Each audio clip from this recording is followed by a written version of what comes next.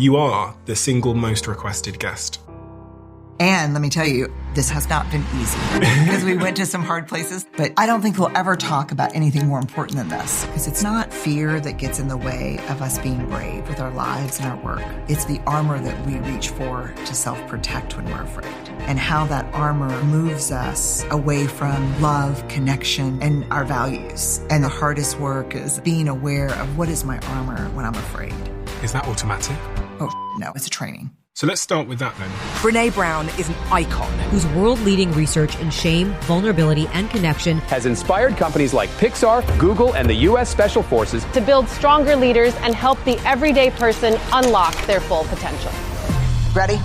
Is vulnerability important? It is if we want to be brave with our lives. But we were raised to believe that vulnerability is weakness. Like in my family, we were allowed anger, but sad was not an option. You needed to be tough. And so when I get scared, when I feel anxious, disappointed, I'm just angry. And so when you're raised without vulnerability, it'll put you in jeopardy. Like, you want to know what vulnerability is? Joy. Joy is so vulnerable that people choose to live disappointed rather than to get excited about something and risk getting sucker punched by disappointment. Like, there is no courage without vulnerability because courage is the willingness to show up and be all in when you cannot predict the outcome. Wow, I've never thought about that before. But you can develop skills. Like these 4 steps to courage? Yes. We've taken 165,000 people through this work that included how to build trust. And I've heard about your marble jar theory. Could you explain to me what your marble jar... Look at how excited you are. I know.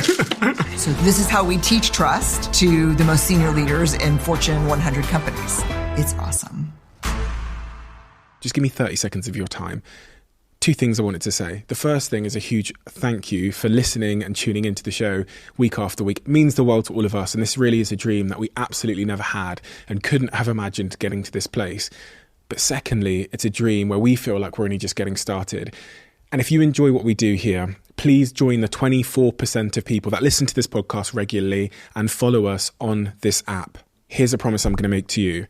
I'm going to do everything in my power to make this show as good as I can now and into the future. We're going to deliver the guests that you want me to speak to, and we're going to continue to keep doing all of the things you love about this show. Thank you. Brené, in order to understand all the work that you have done and the perspective that you have on the world and also who you are as an anomaly in many respects, I think it's probably important that I understand your earliest context, where you've come from, what shaped you. I'm stuck on it. Am I an anomaly? Of course you're an anomaly. Of course you're an anomaly. That should be of no surprise to you. I mean, if you look at your outcomes are anomalous. So one would assume that there's something that made you an anomaly. I would say that I'm a 5th generation Texan.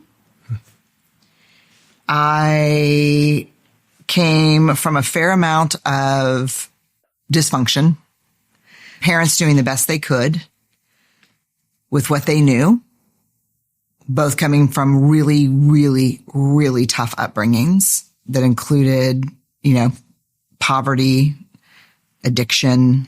And so probably a lot of the stereotypes you would think about 5th generation Texan, tough, don't cry.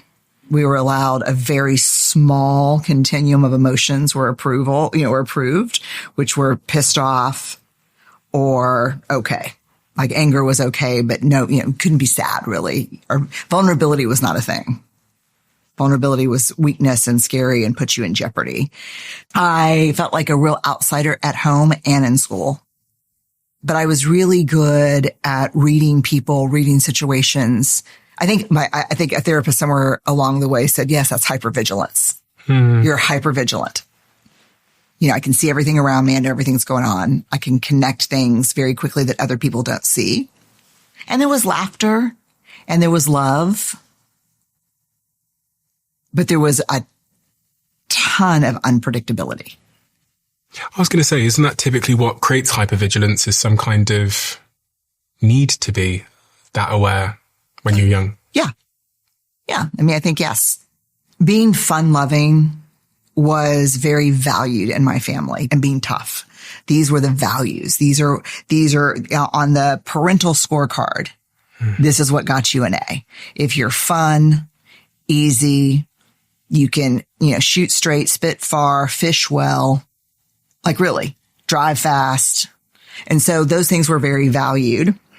Athleticism was very valued. But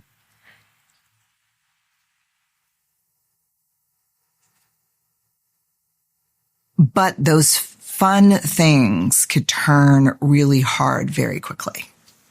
There was a big pause there. 4-second pause as you... Yeah, I could just picture it. Like it's fun until you've got a parent ejected from a game for being so hard. And that was your father? Yeah. Oh, he was really hard then, if he was ejected from a game. Oh, yeah. Yeah. There's a photo I saw of you and your siblings where you're clutching your siblings. And I think you referred to it as you could see there was a certain fear in your eyes. Do you know the photo I'm referring to? Am I on a couch? You're on a couch. Like a yellow velour couch, like from the 70s? Yes. Yeah. I think about that picture. I like that picture, but I definitely had a protector role as the oldest. I mean, codename Sister Superior.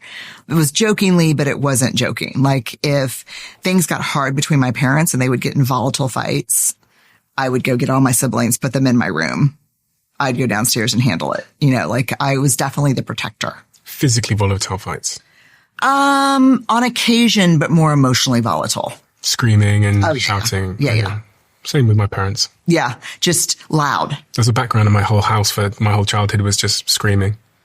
We had a lot of screaming, and there's a certain, like if you grew up with hearing screaming through a wall, you know that sound. Mm-hmm.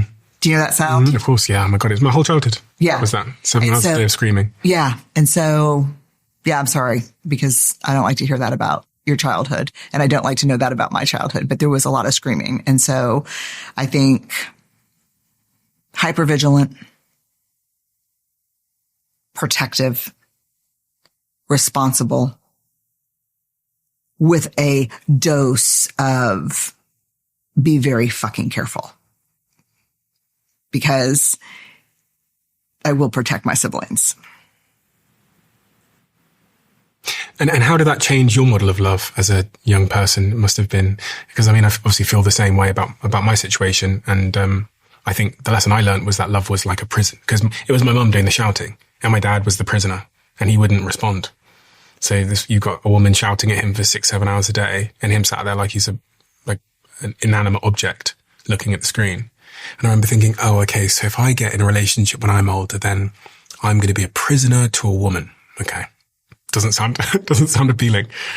And if he moved to a different room, she'd follow him. So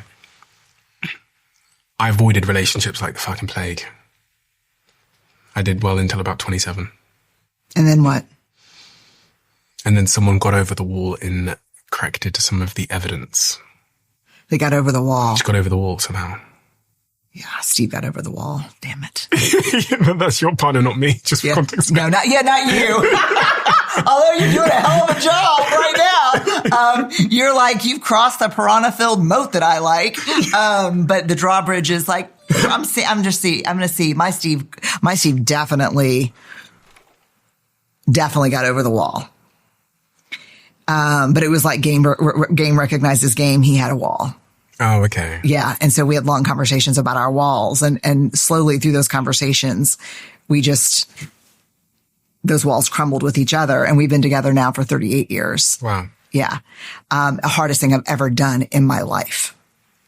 Bar none, dude. Nothing has been harder. Yeah. When I started dating Steve, when we got married, 6 months after we got married, this is, you said for you, love was going to be being a prisoner, mm-hmm. and having to just shut down to survive, mm-hmm. right? Run away. Run away, right? Don't confront it, no conversation style. No. For me, 6 months after we were married, I went to go see a therapist, and I said, I cannot do this. I've got to get out of this marriage. And we had dated off and on for 7 years before we got married. And I said, I got to get out. And she said, this is hard. I could see how this is not working. And I was like, I had a twinge of defensiveness about Steve. And I said, what do you mean? And she said, he likes you so much more than you like you. It must be terrible. I was like, fuck you, man, you're fired.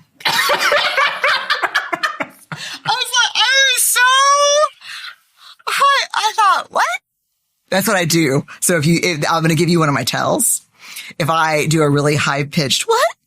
That means I'm looking for my purse and I know where the door is. I just kept thinking, what do you mean? He said, it's got to be very uncomfortable to be with someone who sees you and really knows you and loves you so much when you have not found a way to see you and love you so much. It's got to be disconcerting. What an asshole, man. Like, wow. And it was true. I had to get to this point where I was like, maybe I should like me as much as he likes me and then make a better decision about whether this is going to work or not. When you grow up and pissed off or shut down are your two emotional opportunities. Like, in Atlas of the Heart, I write about 87 emotions that I think are important to understand because the limits of our language are the limits of our world. When you have two buckets, then everything must go in those. And in fact, in our research over the last 15 years, we found the average person can accurately identify and name three emotions: happy, sad, pissed off. Mm-hmm. And so in my family, sad was not an option. That was weakness. So you could be pissed or okay. So when I get scared, when I feel grief, when I'm anxious, when I feel disappointment, when I feel anguish, I'm just angry.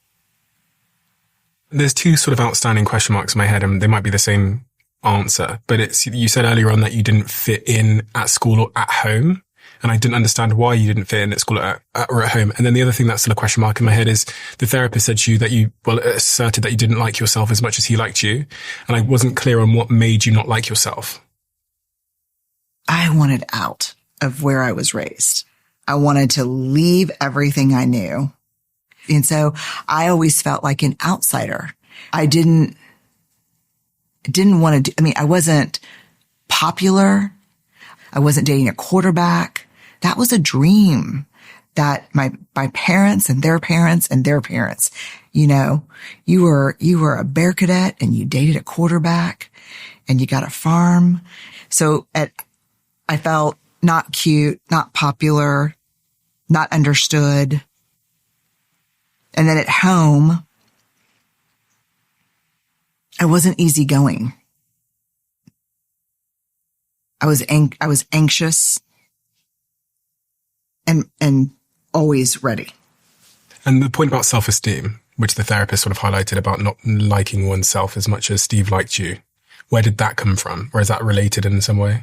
Oh, because my parents parented with a very big, heaping dose of shame. Oh, okay. So if you accomplish something or you don't accomplish something, you're made to feel bad about it. Yeah. And a ton of it was about appearance, being fun. Appearance? Yeah. Yeah. Like, big blonde hair with hot rollers. The higher the hair, the closer to God. You needed to be tough and strong and throw on a baseball cap and get somewhere really quick, low maintenance. And you needed to be a beauty pageant queen. Do you remember them ever being critical of your appearance in a way that has stayed with you? Oh my God, yes.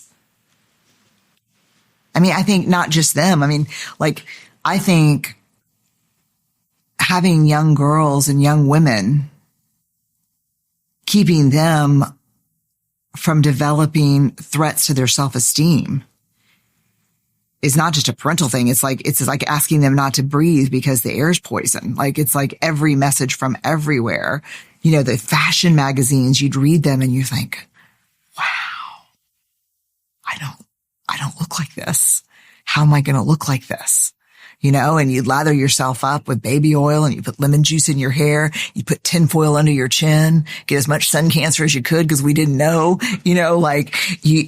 we all wore jeans that you had to put on with pliers for the zipper because they were so tight. Appearance mattered. This is Texas, baby. You go off to university eventually, and not a straight line, but eventually you get into university. Not a straight line. Mm-hmm. That's the sweetest thing you've said to me. I graduated from college when I was 29. Wow. So you become a research professor in 2001, and you've been a research professor and many more things ever since then. You get your PhD in social work at the University of Houston, Texas, between 96 and 2002.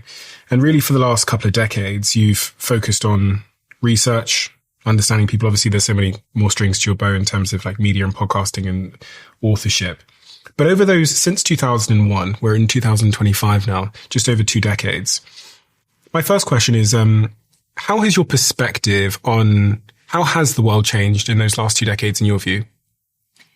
Jungians would say before any great progression, there is a regression.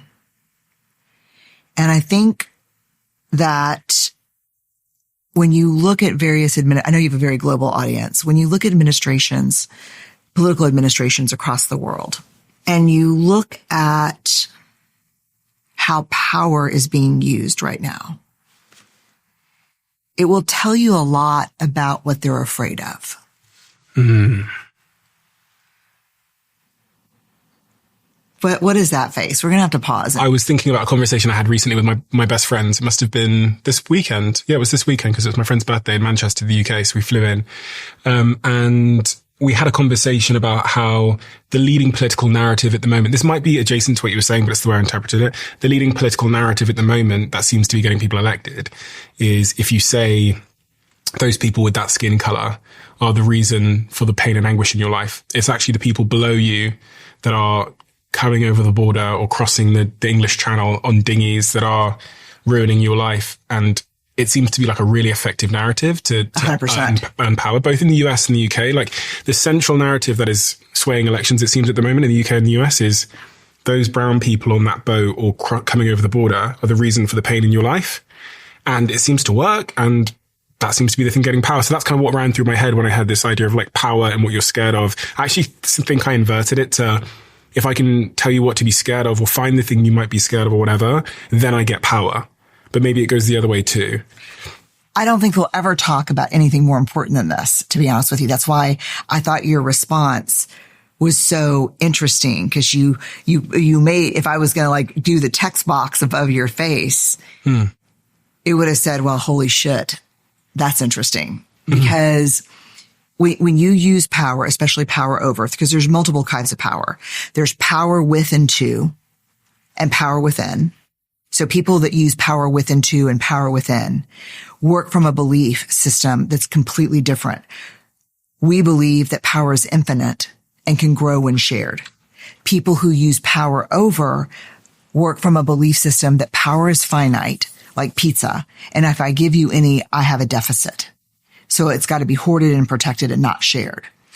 Power over is really important to understand, because when people are using power over, they're definitely letting you know what they're afraid of, because that's what they're focused on. And they're tapping into, and I think this is absolutely true.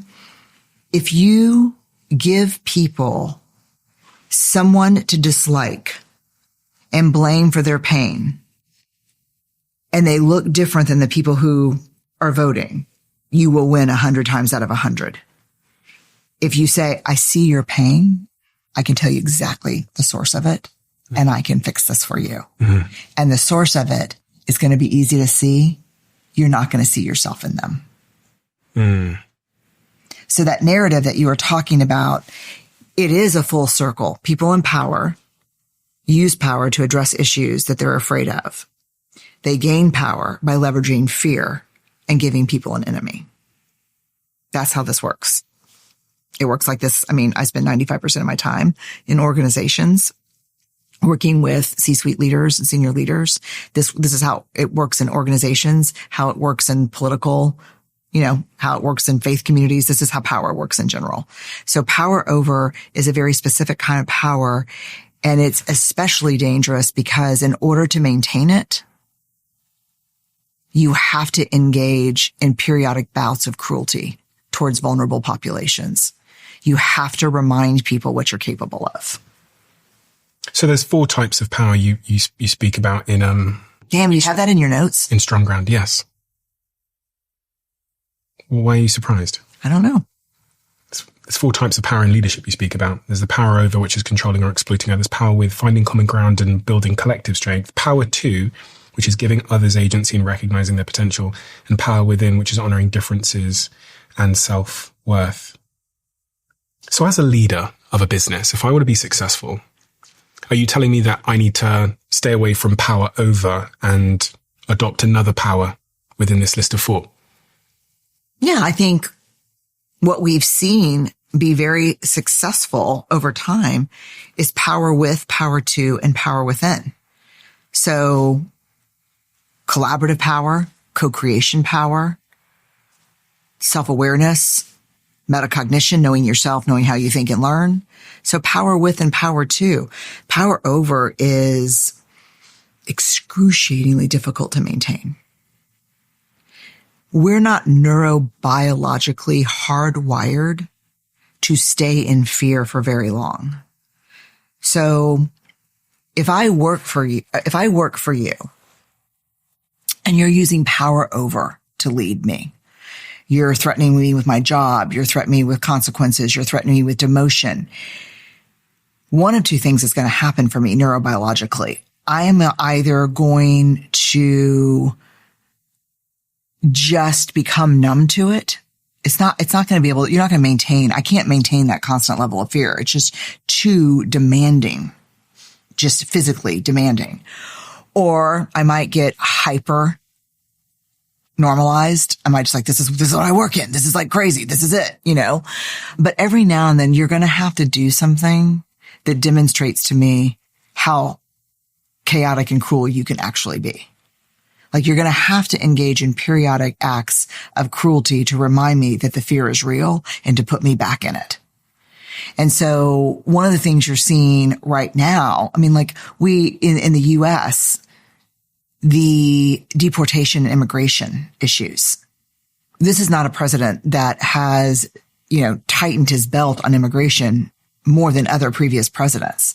But we've never seen masked people grabbing people off the street while children hold onto their legs screaming, "Mom, mom, mom." We've never seen that before, right?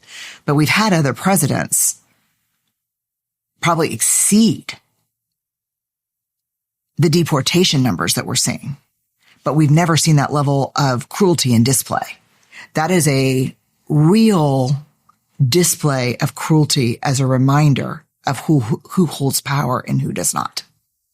It also makes me think of relationships when you're talking about, how people are controlled with power over. A lot of people talk about like sort of narcissistic relationships or abusive relationships where they don't feel like they can leave or, they don't leave and they end up becoming acclimatized to the treatment.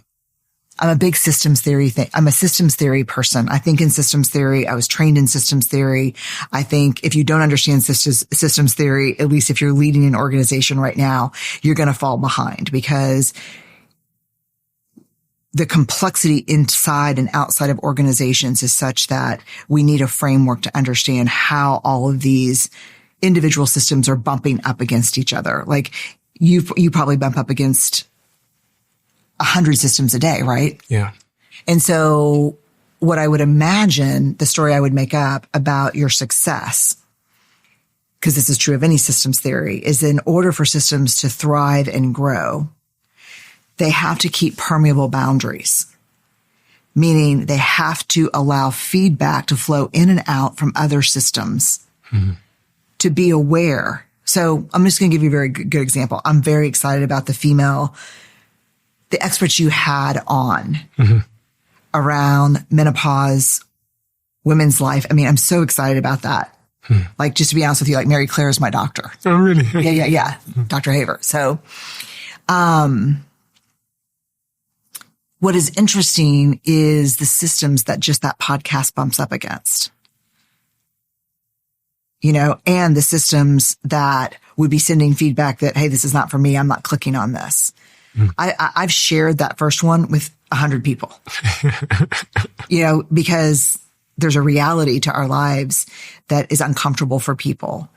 But those are your partners and your moms and your bosses, and it's real.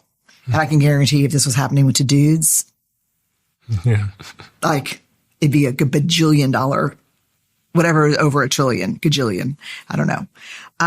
But just thinking about that one podcast and the systems that you're touching, health, women's issues, family systems are affected. Like that podcast hits 20 systems that I can think of in my head right now. Mm-hmm.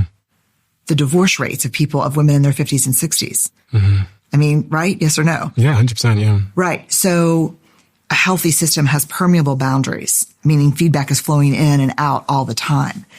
What happens when the world gets complex is we start not wanting the feedback. The complexity is too big. So we start shutting down those permeable boundaries. Well, what happens to a system where the boundaries are no longer permeable? It atrophies. And in the process of atrophying, the system becomes self-referencing. Are we good? We're great. Are we right? We're right. Are we on target? We're on target.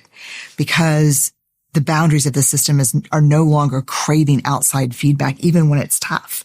And in businesses today, the geopolitical realities, the market changes, AI, I mean, it's crazy.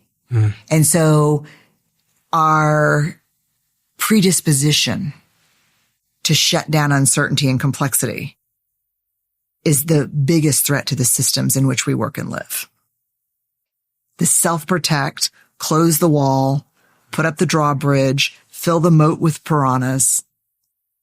We just don't have that luxury. We've got to keep the boundaries permeable. We've got to keep learning, guessing, unlearning, relearning. One of the added complexities is the rise in algorithms. And actually, when I think about algorithms that are powered by AI, they're going to be even better at knowing what you want to see so that you spend time, so that you consume more adverts, which means probably the best thing to show me is either something really fearful or just to confirm what I already believe. 100%. An algorithm that was doing the opposite probably wouldn't be an enjoyable experience for the average human brain. It would cause too much dissonance, too much discomfort. But great for democracy. Great. Yeah. Fantastic. But terrible for running a business and selling ads. So any company that takes that approach will go bankrupt. This is why TikTok, I think, have been so successful, is the algorithm is, I don't use TikTok. So I have a TikTok account. I don't have the app on my phone. But, from what I hear is it's so unbelievably addictive. People describe it to me and they're like, oh my God, it's so addictive. But this shit is the devil. Yeah. Yeah. But people are driven by incentives, right? And your share price is going to tumble and you're going to be fired. And you're going to lose your status and your power if you don't do that. I'm playing devil's advocate. Obviously, I'm not. No, I agree. What do you think the solution is? And what responsibility do the bros who run these tech platforms have? It's complicated. Well, I agree. I'm not looking for an easy answer. Go ahead. Hit me. Well, and I just think it's complicated because what an objective party would say, who's just looking at the incentives of these groups of people, is if they don't do it, someone will. China will. So even with AI now, you know what I mean? I'm like, I've sat with all these experts and I keep hitting up against this wall, which is, okay, if we just banned people in the United States from pursuing this super intelligent strategy, then Russia and China get there first, then the United States, unfortunately, are going to end up being China's French bulldog. And actually, I can't refute that. I go, no, you're right. Because you'd have to literally lease the technology off them. It will be so powerful and give such an economic advantage that you'll have to lease it off China. So I go, okay, I guess Sam Altman does need to crack on or else. So it's complicated. I mean, this is where I end up every time. I mean, look what happened with TikTok. China made an algorithm. It was unbelievably addictive. The United States have just had to buy it off them, because they were scared that the data was going to be used against the United States. A prime example, like China were like, fuck it, we don't care. Yeah, right. Yeah. And they made an unbelievable algorithm called TikTok, which just captivate, the youth are all just fucking losing their brains. So I don't know. It's tough. It's rough. Spiritual crisis. Yeah. I mean, you just laid it out. We're emotionally dysregulated. We're distrustful of each other. We don't trust ourselves very much, and we're disconnected. I can't give up on people, though. I'm not built that way. Like, I just believe that we are more good than greedy. I was in conversation with Trevor Noah at an event, and I mentioned this term that I was really excited about. and he challenged me on it. And I said, I think what we need is cognitive sovereignty. We need to wrestle control away from the algorithms and decide what we consume, what we read, how we think critically. We need to think about our attention and our focus as commodities that people are after, because they're after them, right? Mm-hmm.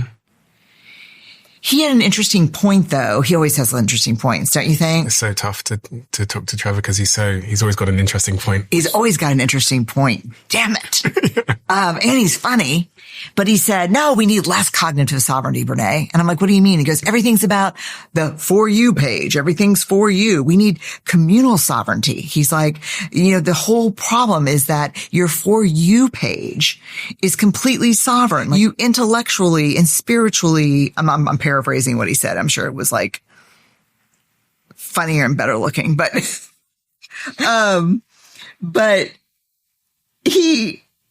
and then I was trying to think about, like, I guess maybe that's not the right term, but let me tell you what scares me the most. I'm in some weird rooms because of the nature of my job. I'm in rooms where the people who run these platforms that own the CEOs of these business and the founders are in these rooms, and I hear them talking, and I hear things that are so misaligned that it panics me. So I hear someone say, hey, tech billionaire, what should my kids study? I'm worried for my kids. Well, they should study coding, physics, and then 5 minutes later, as if that answer didn't happen, someone will say, to what do you attribute your success? I mean, deeply when you think about it. And the same person will say, my deep reading of philosophy and the Stoics. And so then I'm thinking to myself, well, which is it, dude? And then I start to extrapolate from there and wonder if there is a thinking class that's emerging where they're like, we're going to read philosophy and we're going to read the liberal arts and we're going to study history. And the rest of you just keep scrolling. Don't worry about the big words. We'll handle all the big words for you. Like, it's like when they asked Steve Jobs, boy, your kids must love the iPad. Steve Jobs said, my kids don't have an iPad. And then his biographer, who spent time with his family, said he wasn't kidding. There's no technology. At dinner, they're talking about art and history. The hardest chapter I've ever written in my life of any book was the chapter on grounded confidence and strong ground. What is the set of skill sets and mindsets that I think we're going to need to future ready and future proof ourselves to be leaders moving forward? And I think what was hard about it was the complexity of, it was probably a combination of 30 different mindsets and skill sets. And when I was done, for commercial reasons, someone on my team immediately said, geez, this is like if you can train people in these things, this is really important. And the first thing I thought was, fuck that, my kids. Train shmame. Yeah, I get it. It's important. Like we'll develop some instrumentation, measure it. We'll train folks in it. I think it's trainable. It's teachable. It's measurable. But really, I want this for my kids. I want my kids to know systems thinking. I want my kids to know anticipatory thinking, situational awareness, temporal awareness. I want my kids to have this complex set of skills. Do I want them to have jobs one day where all they're worried about is shareholder value? Really, no. I want them to own their mind, own their intellect, own their attention, and own their focus. I want them to read. I want them to understand history. I want them to develop pattern recognition skills, because these are the skills of the future. I want them to be able to hold the tension of nuance and paradox when everything in their brain is saying, pick one, reconcile, I'm uncomfortable. Pick one, reconcile, I'm uncomfortable. That's neurobiology. In those 20 plus years of your career, what have you been exposed to from a 30,000 foot perspective? Like what are the wide range of reference points that you draw upon to be the person that you are today? And, because it feels like you've got a very wide range of references. Clearly, you're someone that cares a lot about history. That comes through in your answers. But I'm wondering in your career, like what are the experiences that you've had? Have you been working directly with patients? Is it academic reference points you're drawing upon? Yeah. No one's ever asked me this, which I've been grateful that no one's asked me. So what a pain in the ass. But, because no one's going to like the answer. I'm excited about the answer now. Everything. Like every single thing. Yes, I love history.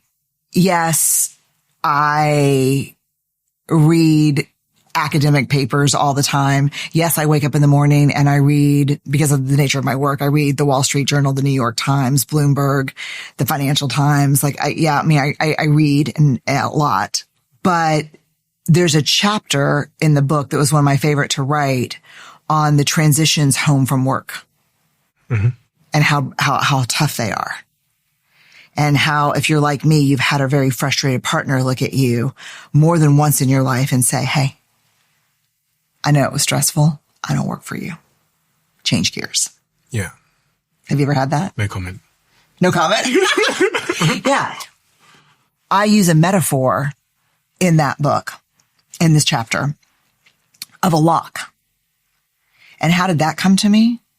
Because I was reading the book series, The Rivers of London. And in that book series, there are two gods of the Thames. And the Teddington Lock is where, right outside of London in Teddington, is where custody changes for them. So I went to the Teddington Lock because I was interested. I met the lock master that runs the lock. She gave me a 3-hour lesson that day. We let narrow boats through the Thames. I learned how a lock works, and that's the metaphor that I use to talk about the research on what do we do when we spend all day locking in, hyper-focused, compartmentalizing, getting shit done. And then instead of going home to our partner, when we get home, we spend 30 minutes in the garage on TikTok because we can't bear to go in. So why do we do that? Because we need a lock-through period. We need time to go into a chamber, metaphorically, change levels, let go of where we were, lower ourselves to the rhythm of what we're doing now. Cognitively, would call it cognitive and domain shifting. And we need time.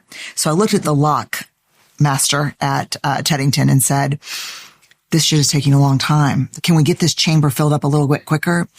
And she said, locking through takes what locking through takes. If you rush it, you risk capsizing. We get home and then we walk in the back door and it's like, I can't find my shin guards. I think I left them on the pitch. Where are my goggles, Mom? Oh my God, you didn't sign the permission slip. I had to sneak into the zoo, and you're like, take me back to work where I'm the boss of everything, So where do I learn those things? Well, cognitive and domain shifting come out of psychology. Gemma, the lockmaster at Teddington, there's wisdom everywhere. I put it together through stories and metaphors. Another thing in the book. I'm standing on the sideline at DKR, the University of Texas Longhorn football stadium. And I'm standing with Emmanuel Acho. Do you know Emmanuel? No. Yeah, he's great. He played for the Longhorns. He played for the NFL. Now he's a writer. So I'm standing there and we're watching the game and I look at him and I go, how would you define pocket presence? And pocket presence is an American football term. So do you know American football? Okay. So I'm a quarterback. I'm going to get the ball and I have to throw the ball or run the ball or hand off the ball to get the ball down the pitch, down the field, right? Mm-hmm. And when the ball is snapped and the ball is put into motion, there's about 12 to 1,400 pounds of really angry people trying to drive me into the ground. The people that are protecting me from those defensive guys are called my offensive line. And the way they do it is they form a pocket around the quarterback.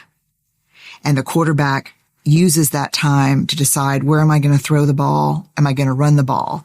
And pocket presence is the ability of a quarterback to use the, on average, 2.8 to 3 seconds he has to read the field, understand where the defenders are, and make a decision.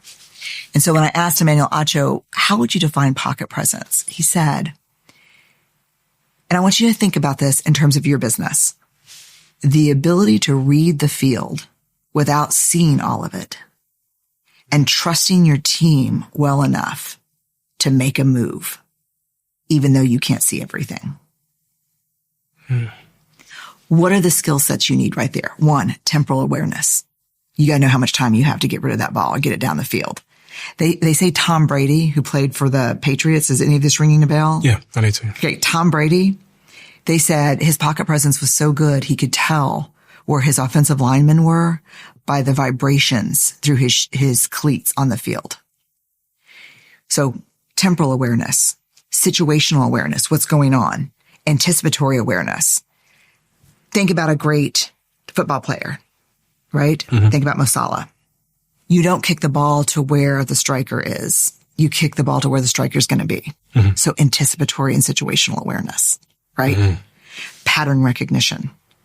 Have I been in this situation before? Do I know how to, where's the goalie in the cage? Where are they standing right now? And so I'll take my inspiration from sports all the time, which is why there's so many sports metaphors, right? I think there's not a better metaphor to describe work right now than Premier League football. One of the things that is throughout your work is this idea of connection. I did a mushroom. I did magic mushrooms with my girlfriend a couple of years ago. First time I've ever done it. And the message that came through for me it was about connection. And that word has had a fond place in my heart ever since as being really, really important. And we live in a society that's more lonely than ever before, more disconnected in many ways, as you described when you're referencing the spiritual crisis that we're living in. This word connection, what does that mean? Does it mean on an individual basis? Does it mean me having friends and relationships? Is that connection? Is that the type of connection I should be looking for? Or do you think people need to ladder up further to their city, their town, their world, to the community, to something bigger? God. What does connection mean in this context? Yes. I think the answer to that question is yes. We're neurobiologically hardwired to be in connection with other people. And in the absence of connection, there's always suffering. Always suffering in the absence of connection. So just how we're built, mirror neurons, our ability to sync up neurobiologically when we feel connected and are hearing each other. So to me, connection is the ability to be in a relationship where we can both give and receive, where we feel seen, heard, believed, valued. That human connection is really important on a micro level, one-on-one with other human beings. I think a sense of belonging and a sense of place. And I don't know that necessarily needs to be a location, but a sense of being a part of something bigger than you, I think is also important. So love and belonging, connection, irreducible needs. I think I define spirituality as being inextricably connected to other people by something bigger than us. Maybe that's love. Maybe that's God. Maybe that's fishing. It's different for other people. For me, faith is one of my values, and I'm a pretty serious God person. I'm a pretty deep person of faith. I guess I would ask somebody, what is that thing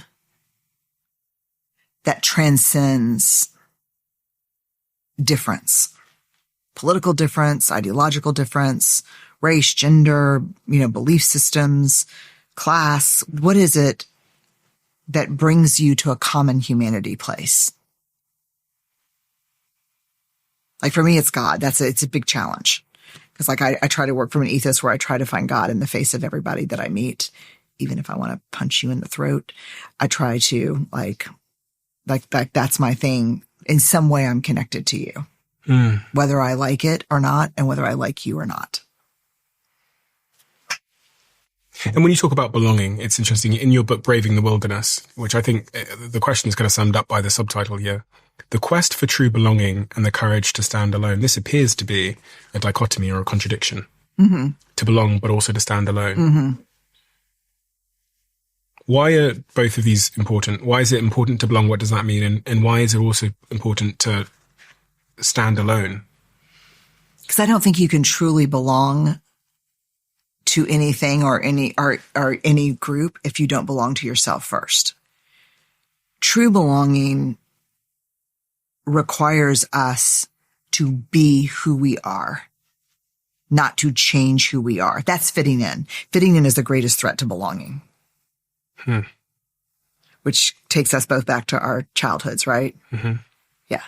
Fit in, fit in, fit in, fit in. The problem is that chameleon kind of skill set means that in order to fit in, the first person you betray is yourself. We've got to be able to stand alone. And that's what's happening right now in the world. I mean, if I look back at Braving the Wilderness, that was maybe the only prophetic book that I think I've ever written. Like that, I don't think I'm prophet-like, but man, did I call what was happening in terms of the big sort into ideological bunkers where we're going to get to a place where I don't even know you, but I'm going to call you friend because we hate the same people. And you over there, I actually do love you. You're a family member of mine. But I'm not, because we don't believe in the same things, you have no meaning in my life. Like, it's like we have gotten to the place where ideological bunkers, and those are so dangerous because here you and I, like, let's say that we have the same belief around immigration. So we're going to flip this table over and we're going to get behind it in our ideological bunker. And we're going to be like, yeah, we're right. And these guys are fucking crazy and fuck y'all. And then one day I'm going to turn to you and say, one thing I'm wondering about is how are we going to solve the problem with the folks coming over in the dinghies from France?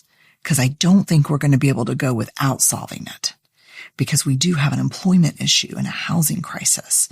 And then you go, you're out. My care for you, my connection with you, completely dependent on you not questioning anything we agreed to back here. Well, that's counterfeit connection. What's real connection? Like, I got to know what's going on in your mind because your face is like, we got to play poker. We're going to have to put that on our agenda. What are you thinking? I was just thinking about being a podcaster, and I sit here with all types of people. So I had Kamala Harris sat here 3-4 days ago, and I'll have someone on the right sat here. Yeah. And then we had Michelle Obama, then I'll have Jordan Peterson, then I'll have the opposite of whatever Jordan Peterson is. And I was just thinking about how that's also kind of made me feel like I don't belong, because that is quite rare. There's probably not a podcast on earth that has had both Michelle Obama and Jordan Peterson. No. Yeah. And then Kamala Harris after that. Like, I didn't manage to scare Michelle off. I didn't scare Jordan off. And so you kind of get attacked from both sides. Oh, I mean, look, if you're not getting threatening shit from the far left or the far right, if you're not getting both, you're not doing your job. Amen. Yeah. Period. But it's tough. Because, oh God, it is heartbreaking. Yeah. It will break your heart, and it will remind you of why standing alone is on the front of that book. Because what it will do is winnow the right word? It will narrow your belonging, your true belonging. Yeah. Down to a very few people. I mean, I completely understand how it happens that a podcaster like me will end up picking a side, because there is safety in numbers. Well, because there's an ideological bunker, because we flipped the table over. 100%. At any point, when the left attacks you, I'm like, wow, the right looks pretty good. When the right attacks you, you go, oh, the left looks pretty good. Because standing in no man's land is not the place you want to be. I know I'm never going to succeed in this. Like, I know I'm never going to succeed in converting people to be nuanced and to not get viscerally angry when I have someone on the show who's on the right, or viscerally angry when I have someone on the show who's on the left. I'm already aware that when the Kamala episode comes out, it's just going to be a bunch of people that didn't listen. And within the first 3 minutes, the comment section is just going to be, fuck. Yeah. And I'm like, part of me is trying to win that war with my audience where they too will just listen. And I know that you don't agree with the person, but can you just listen? Because that's what I do. And it's not some act I'm putting on. It's not like I walk out there and I start, but I'm right wing in my kitchen or left wing in my kitchen. Genuinely, the way my brain works is, oh, I see this good in this individual.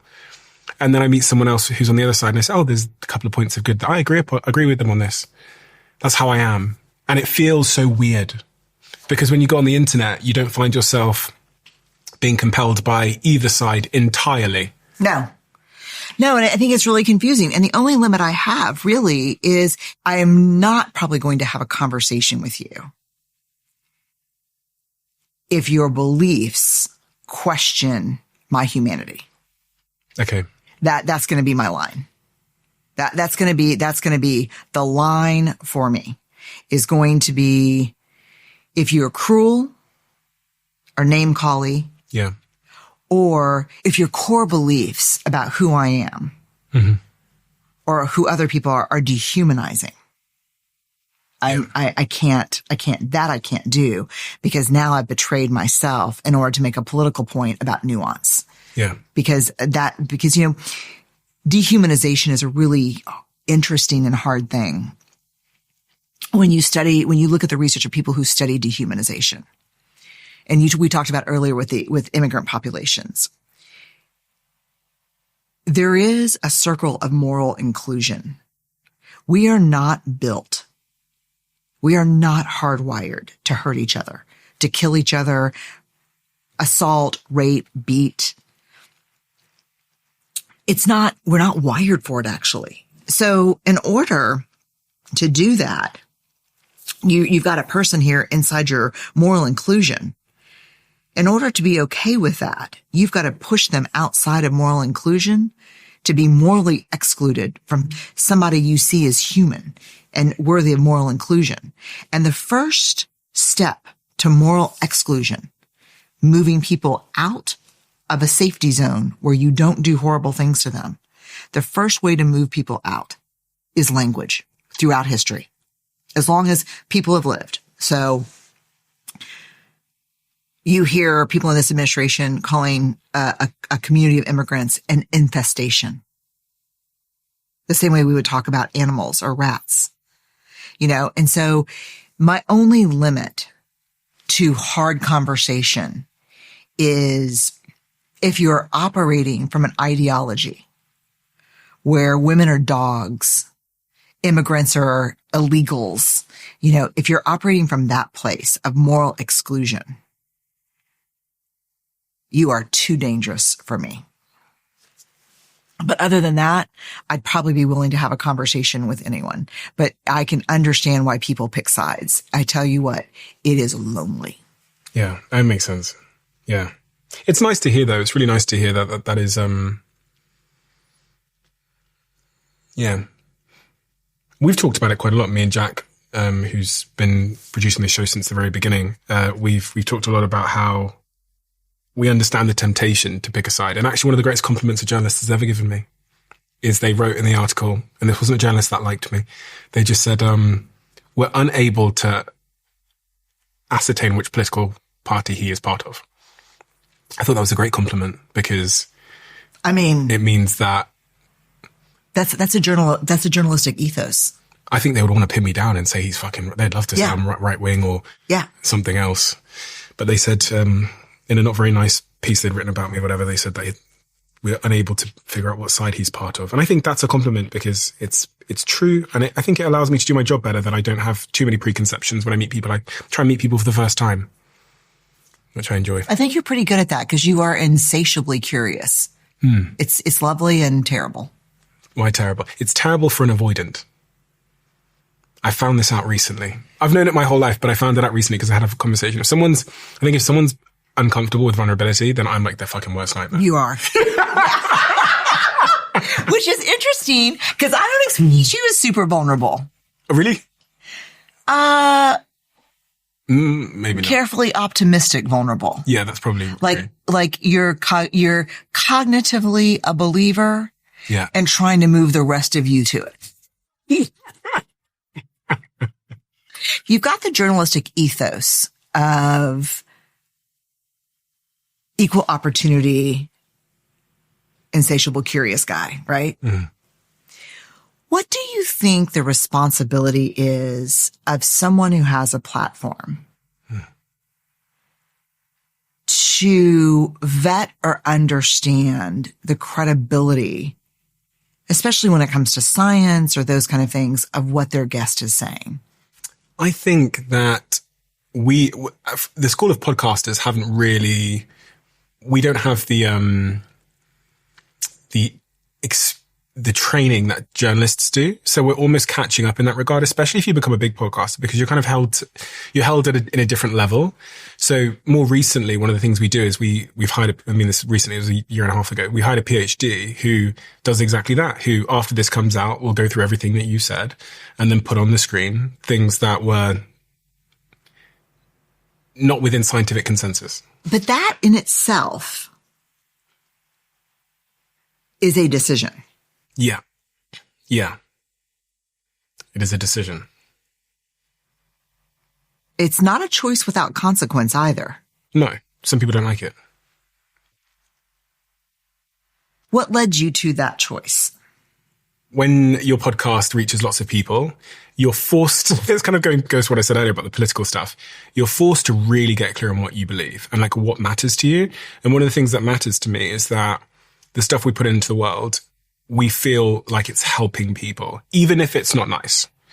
And it kind of goes to something that I read in your work, which is like our objective isn't to be nice, it's to be kind. Oh, yeah. And so, for example, the conversations we have about AI, like I'm well aware that that's not going to necessarily make you feel great. But I think the avoidance of discomfort through history, oh God, hasn't led to great places. So like if you think there's a bus coming, I can pretend there isn't. But if I think that there might be a bus coming and if experts are telling me there's a bus coming, I think we should have a conversation about the bus coming. And actually me having that conversation, I get messages all the time, which is like, please stop talking about this subject. It doesn't make me feel good. I'm very anchored to like what my job is here. And I think we can push people further towards, we can create progress through honest conversations. So when the podcast got bigger and you get more and more, you get attacked more for any of your guests that you have on, you have to get clear on what matters to you and what your job is. And so one of the things I thought is actually when we have these conversations, I want them to be as accurate as they possibly can be for the listener who might be confused, because it's a confusing world in this new world of democratizing media. So we do that. I really respect that. I just want to say, I don't think that choice is the easy choice. What is the easy choice, do you think? The easy choice is I'm going to let you say whatever you want, and I'll let my listeners sort out if it's real or not. Mm-hmm. And I'll take no responsibility for the credibility or the facts that are being presented. Mm-hmm. What I think is interesting about what you're doing is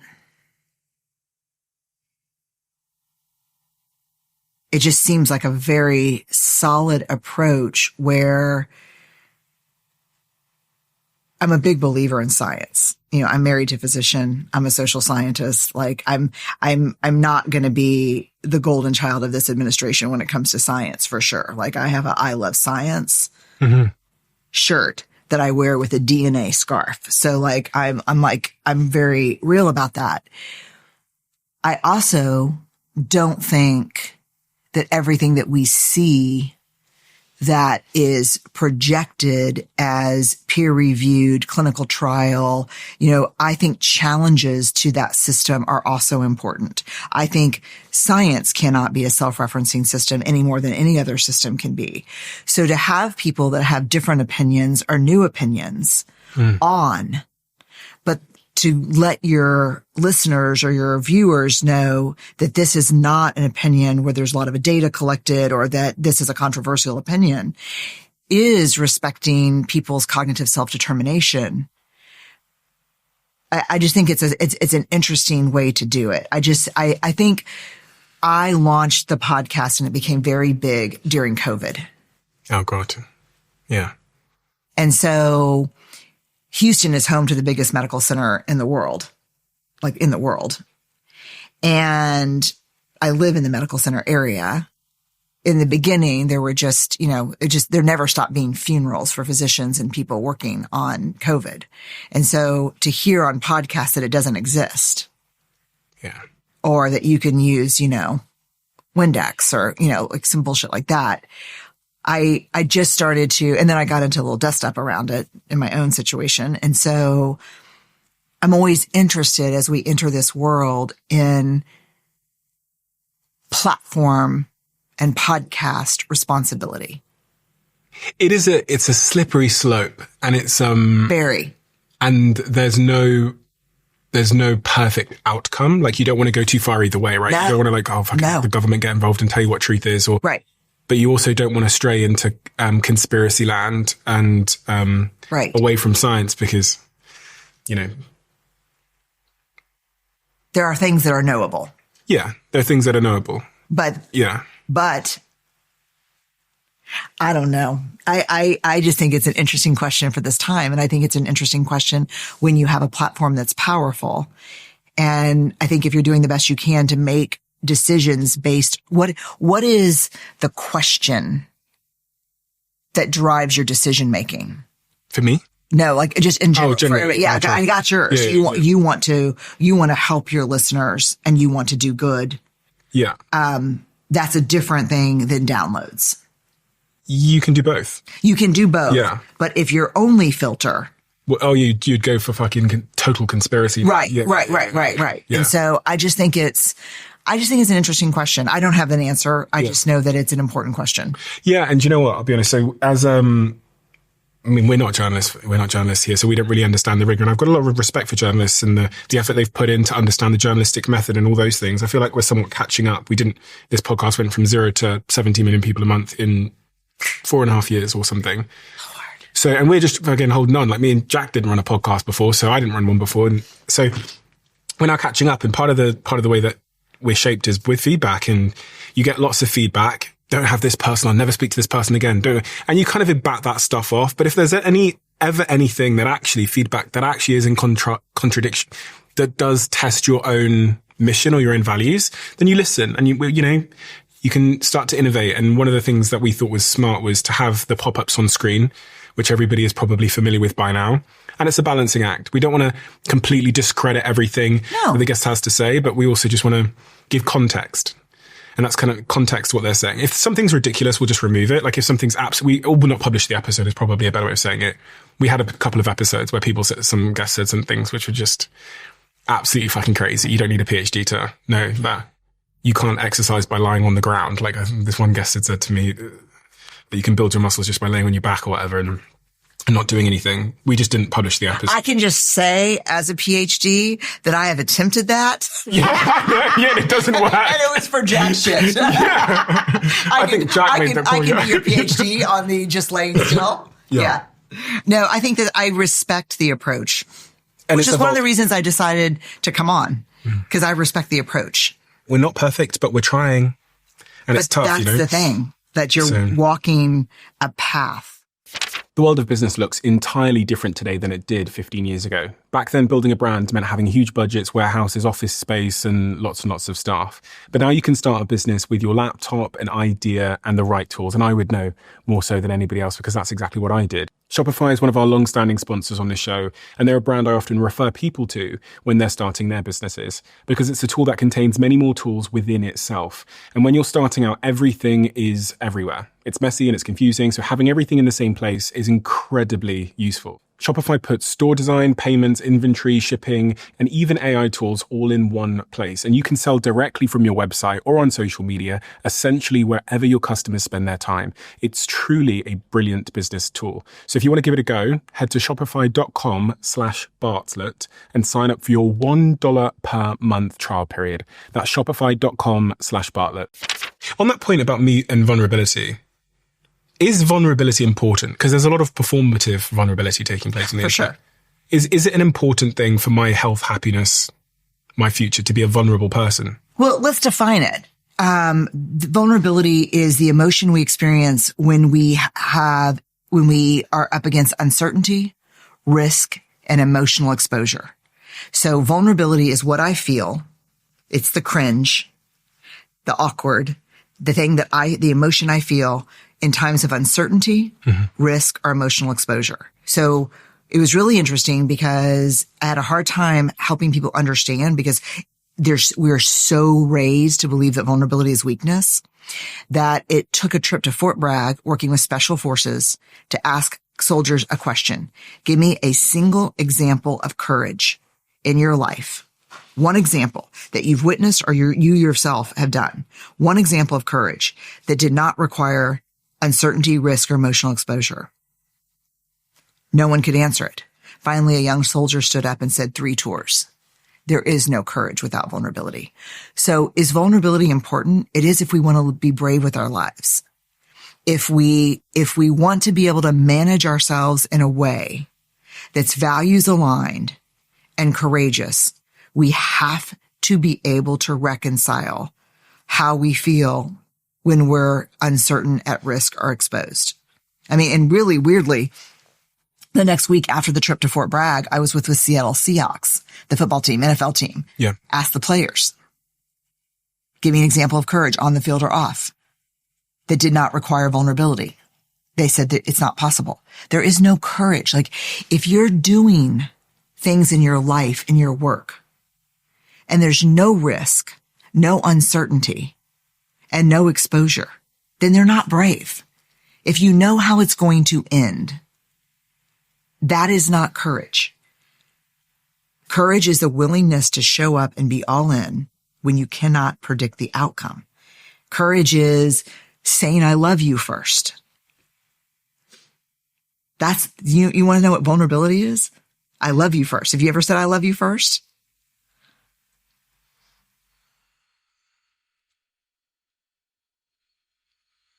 I'm not sure. Yeah. It's been a while. But it's hard.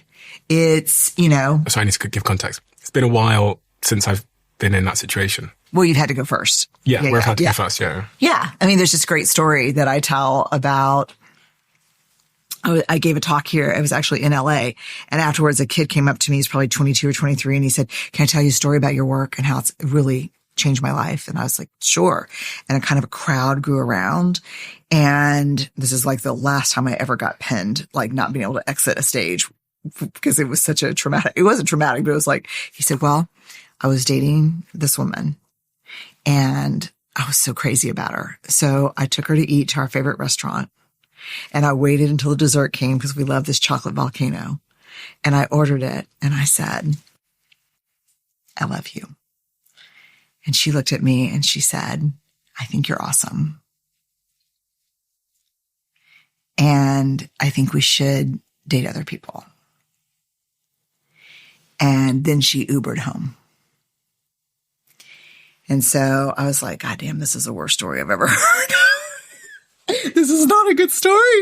And he said, so I got in my car and I drove home, and the whole way home, I just kept saying to myself over and over, fuck Brené Brown. Fuck Brené Brown.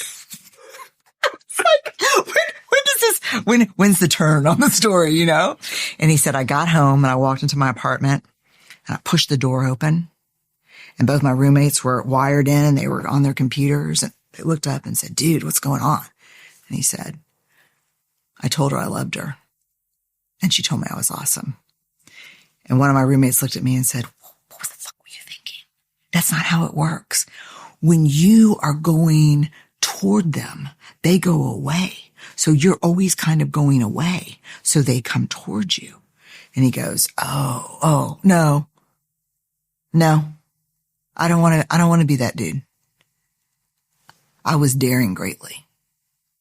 And he said both of his roommates just got teary-eyed and went, right on, man, right on. Like, there is no courage without vulnerability. How can you say you're brave if you're not putting yourself out there?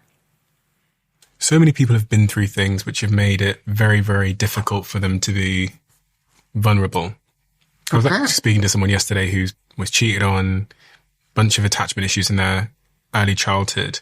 And funnily enough, when I was talking to her about, I was asking her questions about, because I'm a very deep person, this carries over into my personal life. I was asking her questions about the things, she'd been through and whatever else. She just shuts down. And she told me that she what were the exact words? She said that she finds vulnerability to be a form of intimacy that she tries to stay away from because she needs to really, really, really trust the person before she opens up. And I think this is a trend you see across a lot of people. They won't open up enough to form a connection because they've been hurt before by opening up. And it feels too scary to do that. And that results in them being single, alone, unhappy, so on and so on. Yeah. I mean, I think what you said was so loaded with so many things. So first of all, there's this very interesting relationship between vulnerability and trust. And how does that work? And people always ask me what comes first, trust or vulnerability. Do I trust you first, then I'm vulnerable? Or am I vulnerable first and then I trust you? And I think it's a very slow stacking. We get to know each other. I share a little bit. I don't share, hey, nice to meet you, Stephen. Here's my darkest, horrible, most painful trauma. Cause that is actually, that kind of litmus testing is actually a form of armor. I'm going to throw something at you that our relationship in no way has been built long enough to hold. You're going to go away, and I'm going to use that as verification that vulnerability is dangerous. Like, that's litmus testing. Let me prove to you that you're not trustworthy. No. Oh, I see. You're backing away. That's what I thought. I'm backing away because we haven't built a relationship that can bear the weight of this story. Can we start small? Okay. Vulnerability, trust, vulnerability, trust, vulnerability, trust. I think, in my work, we call that like the smash and grab. Like, I'm going to hit you with something really big and then watch you go away and use it as evidence. Yeah. And it takes a really skilled person to say, yeah, I'm taking in what you told me. I want to be respectful and honor that. And I don't have a way to file it right now because I don't know you well enough. So I appreciate the share. I mean, we also call it spotlighting. So like if I had a military grade spotlight that they use in the wilderness, I work with the military a lot, and I picked it up and put it in your face right here, what would you do physically? Oh. That's our reaction to too much vulnerability too fast. Yeah. Like, yeah, I don't know you. Yeah. So you're talking about the slow stacking of courage and vulnerability and trust. And then you're also talking about that when we've had a lot of hard things happen to us. I think this is where I really believe in the democratization of coaching and therapy, that a lot of times we have to work with people. Like, we have to get help to be able to open up and take off some of the armor that we put on, because sometimes that armor that we put on is freaking survival. I mean, and you want to start adding variables like race, gender, like, anything where there's social systems also at play. That's survival. Like, telling me right now at my career, like, hey, you should be vulnerable with your new team and talk about your previous failures, Well, of course I could do that. And I would do it and everybody would clap and they'd think, oh man, she's so brave. And take the new person who's a young Black woman or the new first LGBTQ person on a team and say, hey, tell everybody, don't tell anybody shit. Develop trust first. See how trust your own instincts about the accountability of this group to hold themselves accountable for their behavior. Like, vulnerability is not more necessary for any of us than anybody else, but certainly more difficult for some people, for sure. And I think what's hard about that, what's so painful, probably the most painful part of my career, is that regardless of why the armor is on, without vulnerability, you cannot access the experiences that are the most meaningful in life. Love, To love someone is to be vulnerable from the time you wake up to the time you go to bed. You know that. You're in a relationship. To love is to be vulnerable, right? Mm-hmm. And have you ever buried someone you loved? No. Like, I lost my mom 2 years ago. Like, my kids, it's like having your heart live outside of your body. Like, to love is to be vulnerable because it's to risk grief and losing. Belonging is vulnerable. The most vulnerable human emotion, joy. Joy is so vulnerable that when some of us get close to it, we dress rehearse tragedy to prepare for disappointment. Like, it's so vulnerable that we don't even let ourselves feel joy because we're so afraid someone's going to rip it away and we're going to get sucker punched by disappointment. Yes or no? Like, people choose to live disappointed rather than to risk feeling disappointed and get excited about something. You know, it's like the first time my kids shared with me when they were young, certainly not the way I was raised, but, you know, I really, really want to make this team, Mom. And I said, I want to pause you for a second and tell you how brave it is to talk openly about something you want so much when you don't have control over whether you get it or not. I want it for you because you want it. But regardless of what happens, I admire your courage for wanting something and sharing out loud that you want it. Because if you don't get it, I'll know that it was a crushing blow. But that's so great because I'll be here for you when that happens either way. So we call it foreboding joy. That joy is so good, just waiting for the other shoe to drop.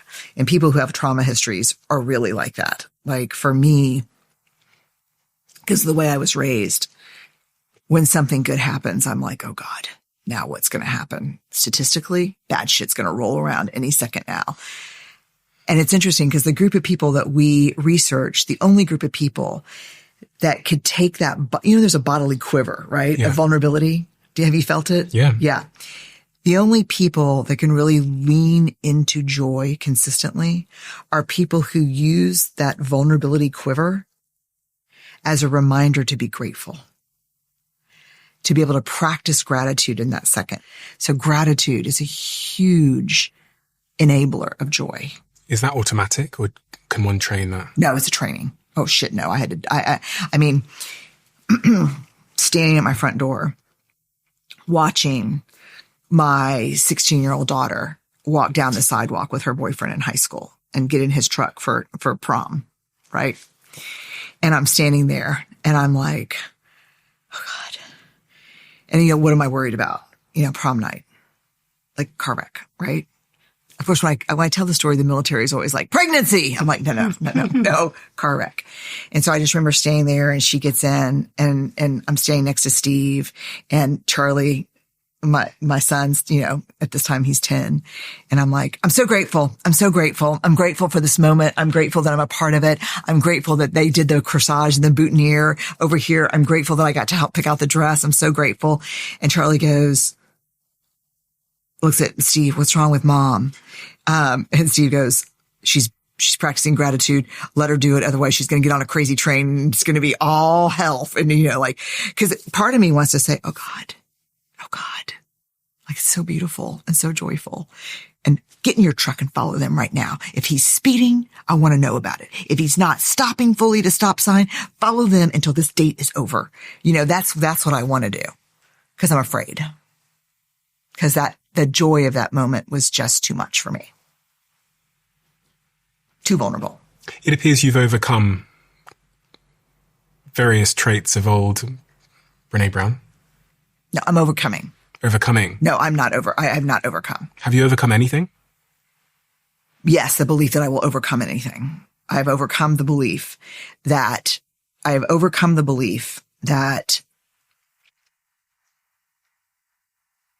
will ever arrive.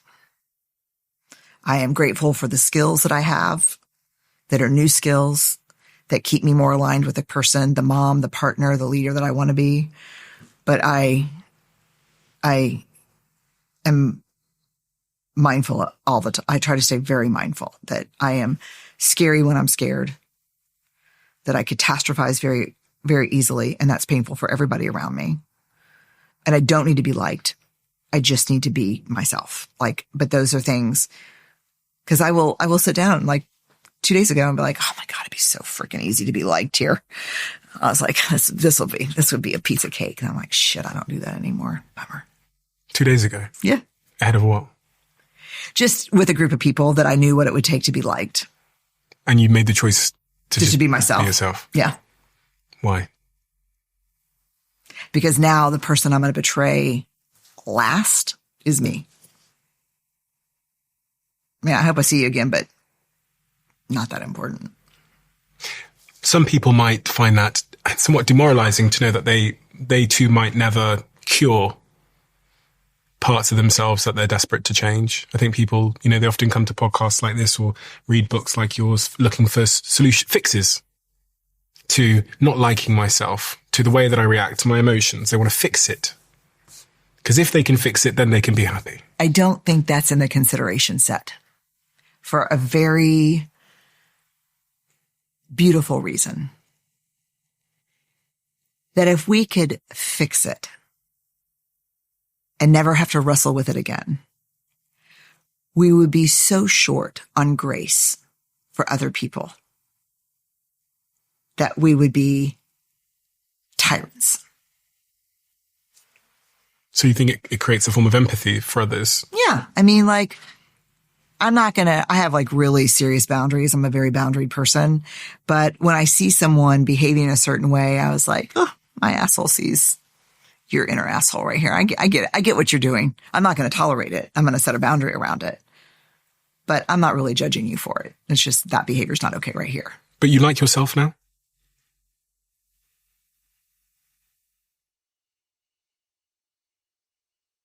Yeah. Yeah, I do.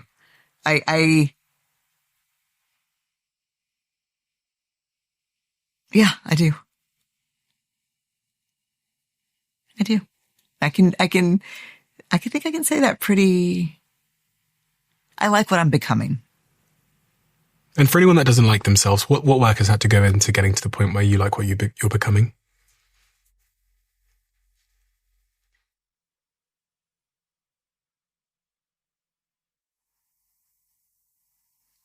I think the hardest is maybe one of the biggest findings of my research over the last 25 years is it's not fear that gets in the way of us being brave with our lives and our work. It's armor. Everybody's afraid. It's okay to be afraid. What's dangerous is the armor that we reach for to self-protect when we're afraid, and how that armor moves us away from love, connection, and our values.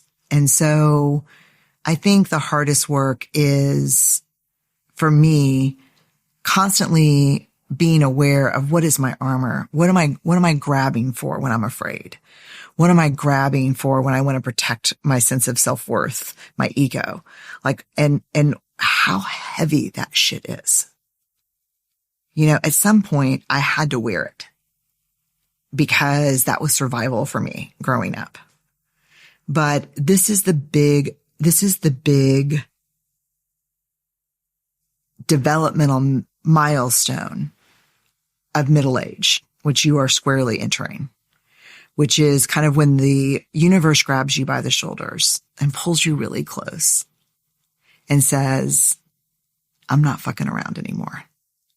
I gave you gifts. Choosing not to grow into them is not benign. There's a consequence for that, and your armor is getting in the way. You're a grown-ass person now. You have different choices. Let go of what doesn't serve. And that is the big milestone, I think, that we have to wrestle with in midlife. What no longer serves, that's preventing us from growing into who we want to be. And is that where vulnerability comes into the picture? Oh, for sure. Because all the armor is about vulnerability. It requires a huge amount of, I was going to say self-awareness. Yes. That some people just could probably never accomplish. I mean. That's why I think metaphor is helpful. mean, most of us can understand if you back me into an emotional corner, what are you going to get? Like as a leader, I know my armor, perfectionism, micromanagement. I get super intensive. I get recklessly decisive. I know my armor, and my team knows my armor. I think my armor in my personal life, especially when it comes to my kids, when I feel vulnerable, is control, control, control. Take over all the chess pieces. But that's not a good idea. It's not possible. It's just pretend. That's called anxiety. Like pretending that you can control the chessboard of other people's lives, your own, much less other people's lives. But I think I do it out of fear. Is fear the opposite of courage, or is it? No, I think the opposite of courage is armor. Armor, okay. I think the opposite of courage is self-protection.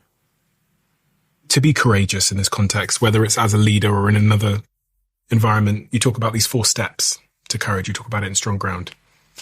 Yeah. This was research that emerged like 15 years ago, and I was really, really nervous because I'm a grounded theory researcher. I'm a qualitative researcher. So a grounded theory is only as good as its ability to work new data. So you develop a hypothesis or a theory based on data. And then as you collect more data, does the hypothesis hold? And, we collected that data pre-pandemic, pre a lot of things. And so I was really worried about the 4 skill sets of courage, which are identifying and understanding your core values. I would love to do this exercise with you sometime. 2, understanding what gets in the way of you wrestling with vulnerability, kind of owning it and moving through it constructively. 3, how to build trust and how to become, super important, trustworthy to yourself. Self-trust. Because one of the first casualties of failure or disappointment or setback is we lose our ability to trust ourselves, our ability to make good decisions, our ability to take care of ourselves. And the last one, which is my favorite, because I've seen it really change an organization, is how to get back up after failure and disappointment, how to reset, how to manage your own bounce when hard shit happens.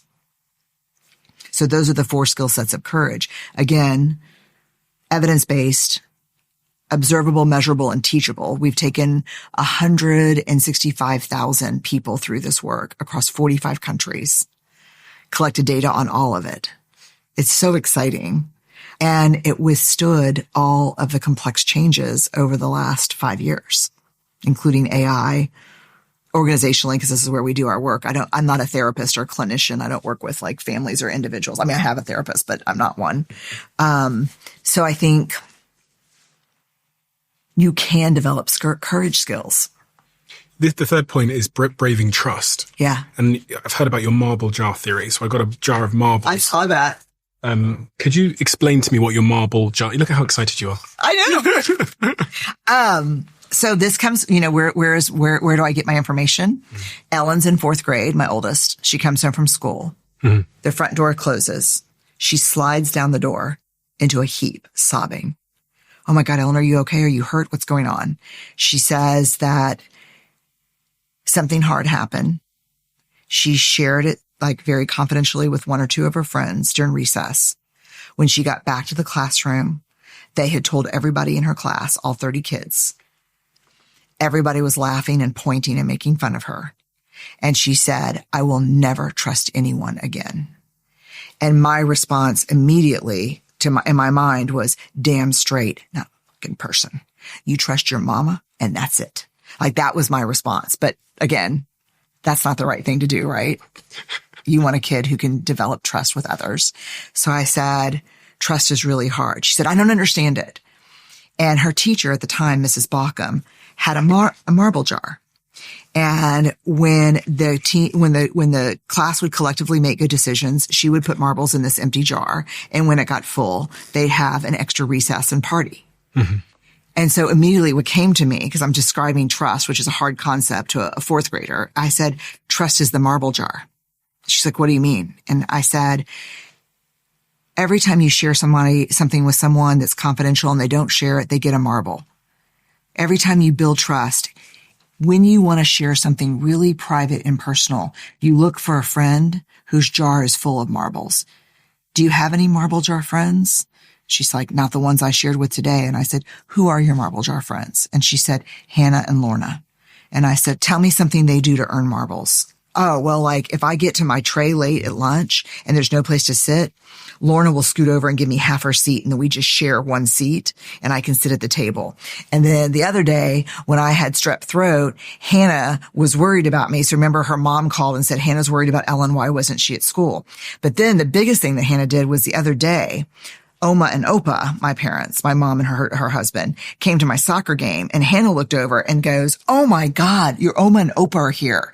And I said, why was that a big deal? And she goes, because everybody's divorced and remarried, and I've got 4 sets of people, and she remembered their names.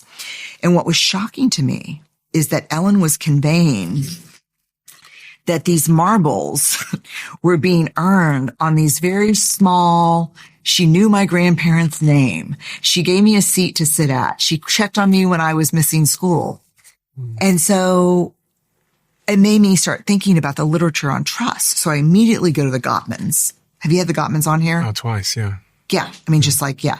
So I go to the Gottmans research on trust, and I read right off the bat where Gottmans say trust is earned in small moments every day. He tells a story. It's my favorite story that he tells, and I've had them on my podcast, and I've done blurbs for their books and written forwards. They're just great. So he tells a story about how he's also a mystery lover like me. He's on the second to last page of his mystery. He's like, oh my God, like, who did it? And he jumps up to go brush his teeth, and he walks to the bathroom, and he sees his wife crying and brushing her hair. He's like, shit, don't look. Everything's good. Just go to the bathroom and get back to your book. And he's like, that's a sliding door moment. I have a choice in that moment to build trust and stop and say what's going on, or to build betrayal and pretend like I don't see her hurting. So I stop, I take the brush out of her hand, I start brushing her hair and say, what's going on? That's a sliding door moment that we have all the time, right? And so to me, trust is built slowly over time, a marble at a time. And that's how we teach trust to the most senior leaders in Fortune 100 companies. That trust is a marble jar. It's earned. Leaders believe, and you're a leader, so you know the temptation. Leaders believe that in the middle of a crisis, you put the numbers together and there's a fever dream in the United States and there's new tariffs, and you wake up and, you've got a revenue line that's in crisis. And then you can just look at your people and say, hello, everyone. This is like back to the executive presence. Trust me. Here's what we're going to do. And it means nothing to people. What matters is the leader that walks past you in the morning and says, hey, good to see you, Stephen. How's your mom's chemo going? Marbles. Then when the crisis happens, you don't need to say, trust me. You just need to say what's on your mind. They trust you. The other thing I think has often plagued my mind is, as a leader, sometimes you say things and those things can't happen for whatever reason. Things change. Right. And I think leaders sometimes think that trust is always being correct, always predicting everything correctly, always being right. No, trust is, man, did I think we had nailed this. I thought this was how this was going to happen. We were wrong. You've been working your asses off for 6 months on this, and I've got to deprioritize it today, standing right here in front of you. But I'm not going to bullshit you. You've been working your ass off on a priority that literally does not exist today. I want to stop and say thank you. I saw what you were doing. I want to be completely transparent about why the priority has shifted. And then I'm going to ask you for the same level of work on the new priority. Yes or no? Yeah, and in the blame and responsibility often rear their heads. That's right. For better or for worse. Go like this. Eyelash or something. Oh, no. One marble. There you go. Oh, yeah. Is that a marble? Yeah, it is. Yeah. Yeah. Because you didn't have to say that, you know? I think that sometimes people say you got some shit on your shirt. I'm like, thank you so much, because it would have been much easier for you not to point out the bogey on my face or whatever. You know what I mean? I don't trust somebody that doesn't do that. So I guess it is a marble. Someone said to me a couple of weeks ago on the podcast, they said, I trust people who say things in public that is against their near-term interests. And I thought, Oh, that's good. Yeah. That's like a,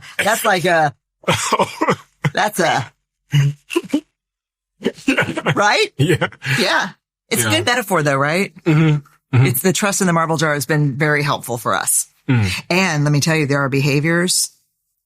This is plastic.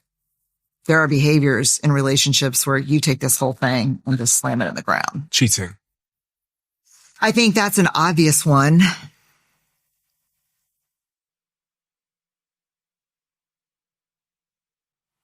There's one that's has a more ragged edge of grief and distress than even cheating, which is just slowly disengaging.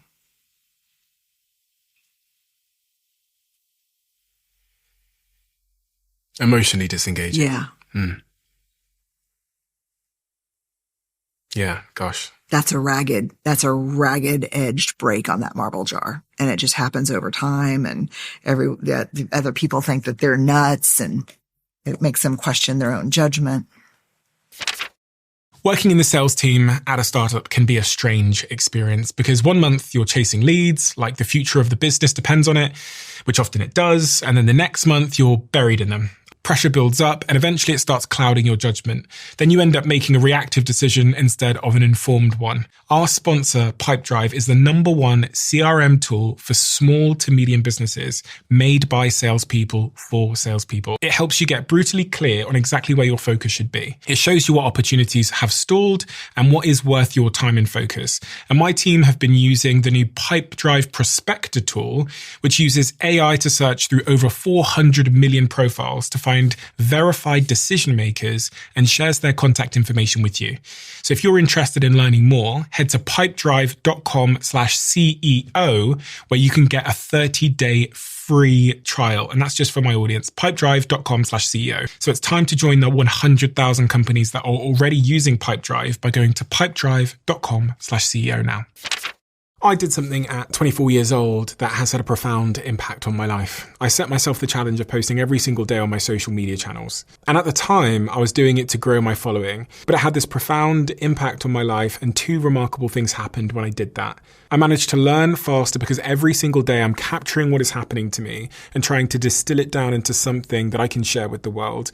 But more remarkably, it led me to building a following of many millions of people, and that's the basis that I used to launch the Diary of a CEO. And that's why I want to tell you about our sponsor today, Adobe Express. They are the platform that I use to make all the posts across my LinkedIn and across my Instagram. It's a couple of clicks and you don't need to be an expert. And that is why I love using it, because I'm not an expert in graphic design. It's accessible to use for all of us, even if we don't have the technical prowess to design great things. So if you want to start compounding both your reach and your knowledge like I did at 24 years old, then head to adobe.ly/Stephen and get started with Adobe Express. That's adobe.ly/Stephen. You have been in a relationship much longer than me, but we share a lot of similarities in many ways. I was wondering if you were to give me any relationship advice that might hold my shit together over the next 30 years. I mean, you could give me so much, I know, because I've seen so much of the incredible. I've actually stolen so much advice. One of the things I stole recently, which me and my girlfriend talked about, was sometimes I'd come home and I'm on like 10%, and I heard you say this. Oh yeah. And I don't communicate to my girlfriend that I've got like 10% left. Yeah. And then she might want to try and work through some shit. But she Right. can't do it. Yeah. It's going to go bad. It's going to go bad. Yeah. Let's not do this at 1 a.m. No. And I saw you talk about how you communicate, you vocalize what you have left in the tank to give context to the other person. I guess to create some empathy for both of you, but I've stolen that. But is there anything else that you think might help me over the next 30 years to have a good relationship with my girlfriend, with all the risks that you see? I'll just start by saying I think therapy, couples work is like so incredibly powerful and helpful. I think the Gottman's work is really, like, we read the Gottman's work together sometimes. So I think that's helpful. I'm surprised you were willing as someone that struggles with vulnerability? Oh yeah, no, for sure. Well, you weren't? No, I was willing. Oh, really? Okay. Yeah. I struggle with vulnerability, but I really respect humility in people so much that even if I'm not feeling humility, I will fake humility and be like, I need help. And then I'll say, shit, this is real. This is hard. They got my number. I'm like, damn, they just called a thing and it hurt my feelers. But I guess the biggest thing is that neither Steve and I nor I had any modeling of what a healthy relationship looked like at all. And I think one commitment we made is to just keep showing up. I think these are the 3 commitments. Keep showing up. Don't buy into the bullshit that it's supposed to be easy. It'll be the hardest thing you ever do. And ask for help. And that's not, I wish I could give you like here's the secret to it. But the secret to us is we keep showing up. We know it's not supposed to be easy. And we get help. And the help being, you turn to him and ask for help, or external? Well, we get external help, but we read, we try new things. We try new tools. We don't ever want to be done learning and trying to be better for ourselves and for each other. And that's a lot. I mean, 38 years together is not just like the slow roll movie of a life and a family, but we've buried parents. You know, we've gone through illnesses. We've raised, kids. We've gone through different seasons in our own lives where we were not synced at all. It's really, really hard, but I'm more proud of it than anything I've ever done because my setup for success was 0. You've buried parents. Yeah. Christmas Day? My mom died on Christmas Day after my sisters and I were her primary caregiver for 4 years with dementia. 4 years.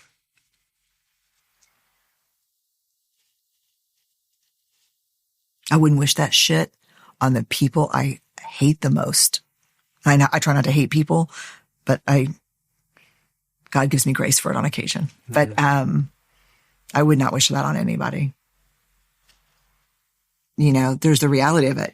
She gets there's an accident, you're showering your mom, you're bathing your mom, and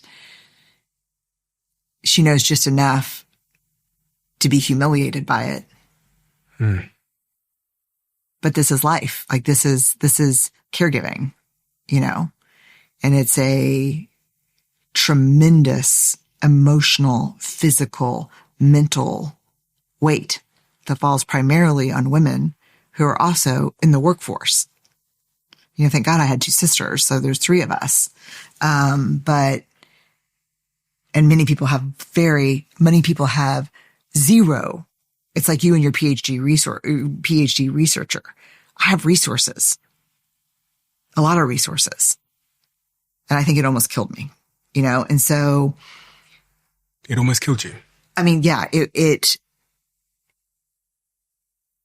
to lose someone that you love, like I love my mom, in bits and pieces, in chips and bones, like that is, and then there was a day when she just got incredibly, incredibly cruel. Like my mom was the fulcrum.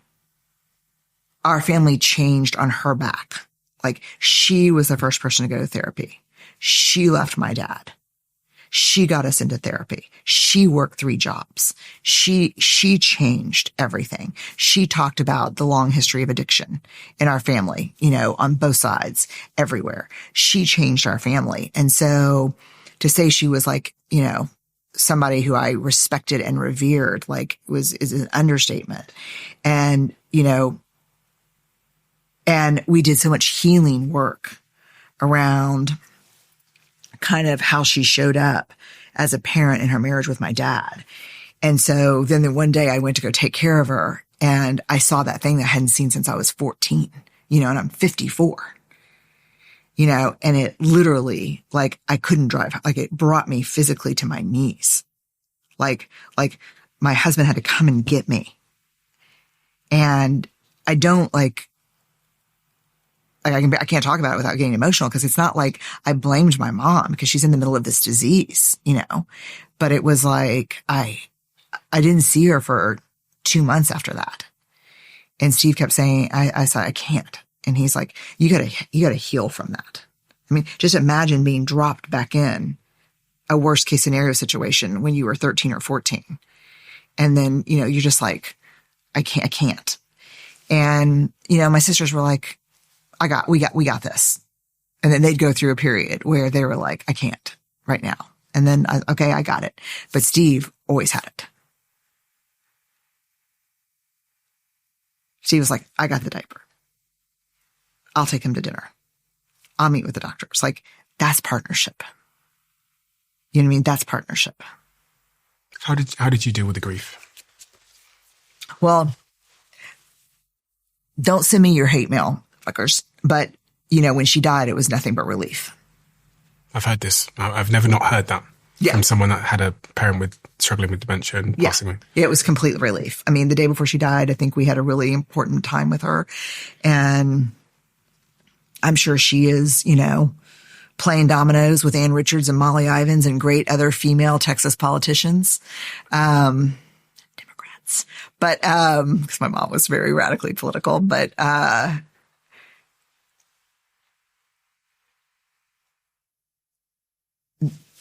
the window of grief was just years of, there was, very early on, there was no calling her to say, oh, Charlie got a really cute date. Let me show you the homecoming pictures. Or, hey, Ellen, got into her master's program. That all just went away just every week. And so that's why, the whole Strong Ground book, there's a sentence in the first chapter that said, I have a sticky note on my window, on my mirror in the bathroom that says, I'd rather be the oldest woman in the gym than the youngest woman in assisted living. Because I do believe in the connection around exercise, dementia. And I took care of my grandmother with dementia with my mom. And my mom and my grandmother made a lot of different lifestyle choices than I've made, but the whole Strong Ground metaphor is that I went to go see a trainer. And one day he looked at me and he called me Brown. He said, find the ground, Brown. And I looked down and I said, okay. And he goes, not the floor, the ground.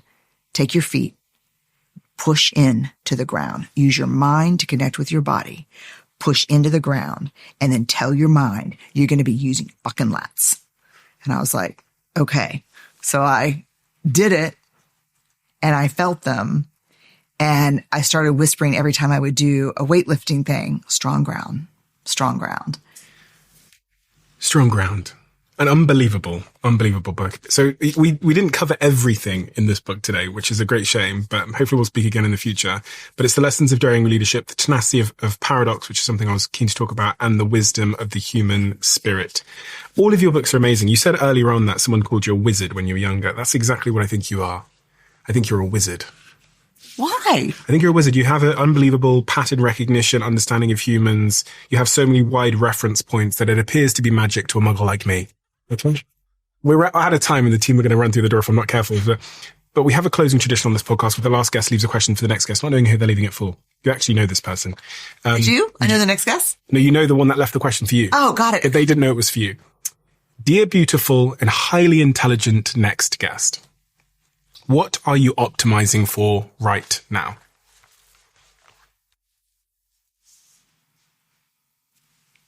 Strength and longevity. Mentally, physically, spiritually, and emotionally. Strong Ground. The lessons of daring leadership, the tenacity of paradox, and the wisdom of the human spirit. You are